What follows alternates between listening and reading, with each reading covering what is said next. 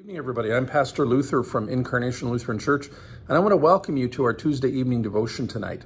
Please do check out our website, godamong.us. For there you're going to find Bible readings, Bible studies, devotions, worship services, any number of things that will help keep you spiritually nurtured at a time when we can't necessarily gather together. So please do check that out, and thank you again for joining us tonight. This evening, I want to read to you for our devotion gospel lesson from the Gospel of Matthew, chapter 2, verses 1 through 12. Matthew 2, 1 through 12, and I'm reading from the Message translation. After Jesus was born in Bethlehem village, Judah territory, this was during Herod's kingship, a band of scholars arrived in Jerusalem from the east. They asked around, "Where can we find and pay homage to the newborn King of the Jews? We observed a star in the eastern sky that signaled his birth. We're on a pilgrimage to worship him."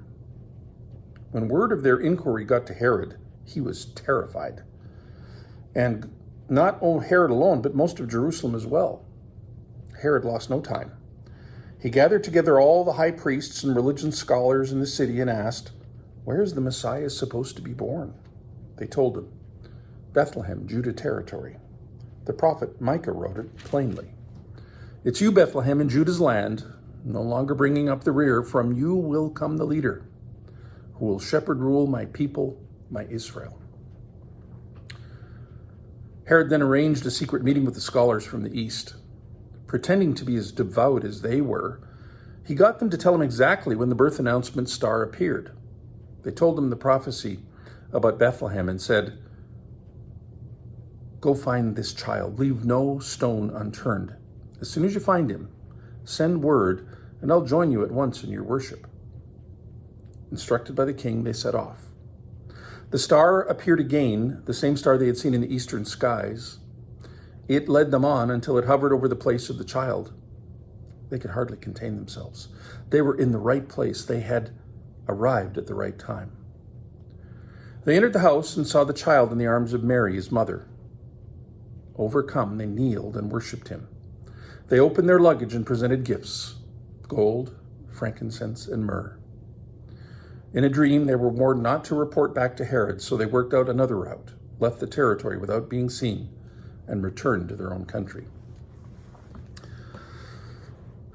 This today, Tuesday, January the 5th, is the 11th day of Christmas.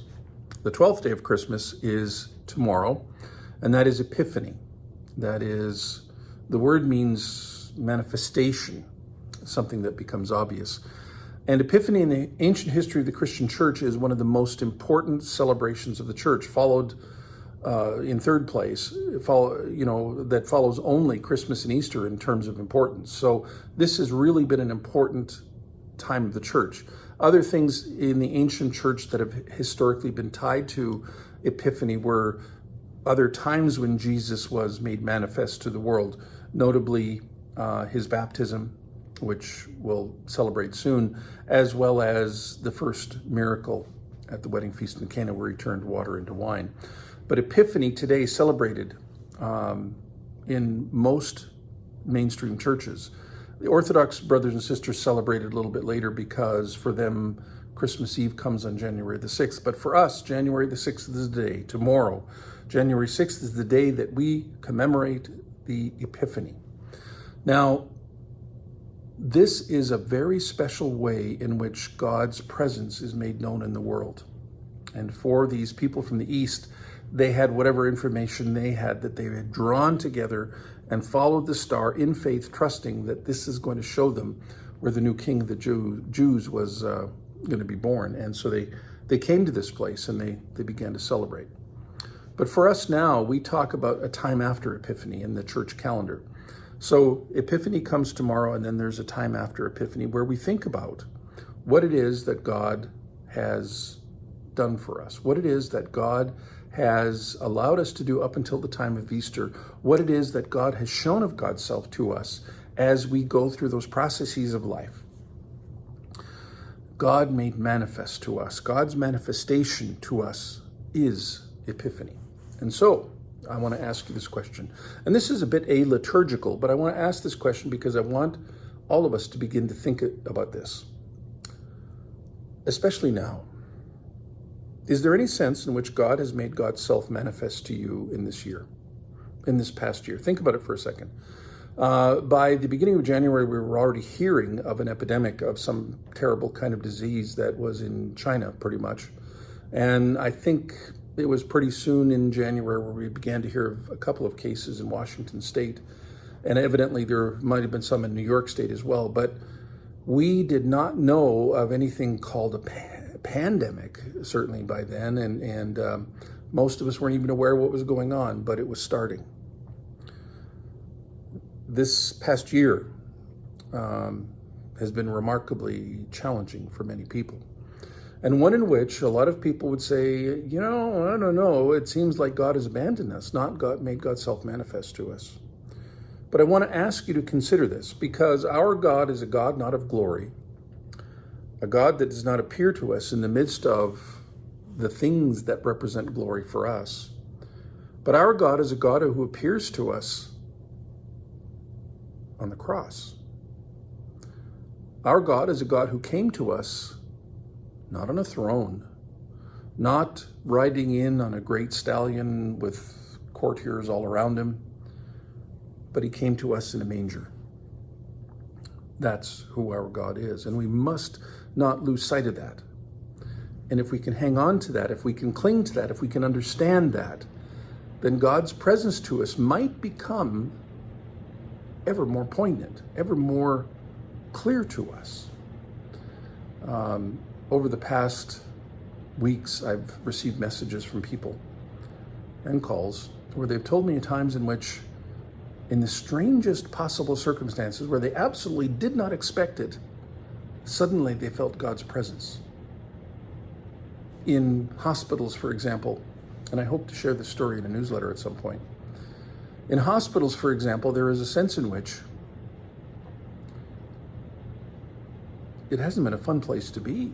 There have been people that have been dying from this terrible disease. There have been people that can't get in to get the things done that they need to get done because there's too many people in there. It's just been anxiety provoking, but there have been celebrations when people leave, when people get to go home, when people survive the disease. There is a sense in which for some people this has been a manifestation of God's presence, because God makes God's self known in the little things. Yes, there are terrible things that are going on. Yes, there are issues with which we all must come to terms. But God hasn't abandoned us. Not for a second. In the midst of this pandemic, babies have been born. In the midst of this pandemic, a vaccine has been developed, several vaccines have been developed, which normally takes decades, not years. In a matter of months. In the midst of this pandemic and all of its terrible inconvenience, and frankly, that's what most of us have suffered from. There have been some who have, in real terms, suffered financially, suffered the loss of loved ones, suffered sickness themselves, but most of us, the vast majority of us, have suffered only inconvenience. But in the midst of all these things, there have been blessings that have happened to all of us. God has made God's self known to the world, particularly at a time when we feel farthest from God. I personally like the poem that is called Footprints in the Sand, and you will know it. It is I don't know it by heart, but I know the general text of it. And it's essentially this guy says to Jesus, Lord, I really appreciate that you've walked with me throughout my life, but I've noticed as I've looked down this series of footprints that at the most difficult, horrible times of my life, you're not there. I'm all by myself. And Jesus' answer is, but my son, when you see the one set of footprints, it was then that I carried you. Brothers and sisters, Jesus has been carrying us in this past year. Jesus has made himself known to us somehow or other. And I believe it's different for all of us. It's different for each and every one of us. I have seen God's presence in the world in so many ways. People with whom I've been working who have suffered terrible, terrible sorts of life experiences that have led them to have challenges and not necessarily illnesses, but disorders that are remarkably difficult to overcome, who have made progress in this year, not necessarily because of this year, but because of the circumstances in which they've been forced to live because of the pandemic. They have seen God active in their lives, and they've changed. Look for God's manifestation, brothers and sisters. Celebrate the Epiphany. God has come into the world in this baby. God has come into the world and has not abandoned us, even in the face of the difficulties that we all think we're feeling, even in the face of the challenges that the world is absolutely confronting, even in the face of all of the horrible number of deaths that we've experienced in our own country. God has not left us. Think about that. Reflect on where it is that God makes God's self known to you, because it will be different for all of us. It is my prayer for each and every one of you that as you think about God's manifestation, not just in a general sense, in terms of the historical birth of this child so very long ago in that place so very far away, but how God in real life appears to you now, and where you need to look is where you least expect it. Not in grandeur, but in the little things. There, you'll find God.